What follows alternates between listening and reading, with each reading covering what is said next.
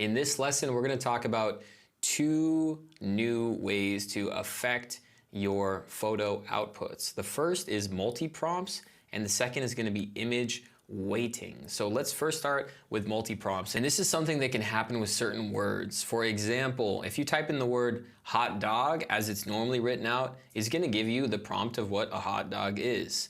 But if you were trying to get a dog that was hot, you would use the double colon prompt to separate these two and to tell Midjourney to consider them as 2 separate thoughts. A second example is the term cupcake. So if we say it without the double colon, Midjourney is going to assume, okay, we're talking about cupcakes, and it's going to give an output like this. Now, if we use the double colons to tell Midjourney to treat it as 2 separate thoughts, Midjourney is going to now give us a cup with a cake inside of it. So it's treating it as 2 separate thoughts again. So this can be handy for very specific cases.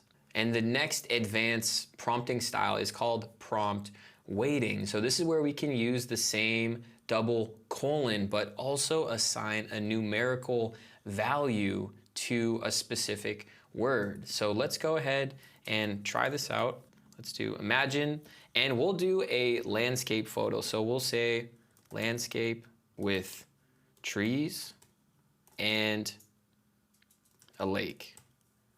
And we'll see what Midjourney puts out, and then we'll do a second example with prompt weighting. So landscape with trees, and we'll do double colon, 200, and a lake at 1,000. So this is a sliding scale. So you can say a 1:2 ratio, a 2:5 ratio, 300 to 3,000, and it's going to assign a larger part of the image to the keyword that you used with the higher weight value.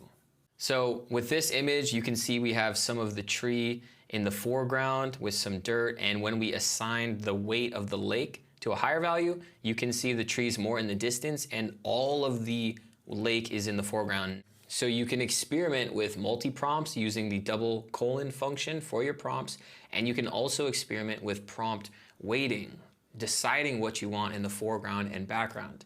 If you aren't able to get the desired output you're looking for using the weighting, let's say you want a building in the background with a person in the foreground, but it's not giving you that, you can also, besides using the prompt weighting, you can tell Midjourney specifically to have this element in the foreground. I want a person in the foreground with XYZ, like a building or a tree or a spaceship in the background, and that should give you the same desired output.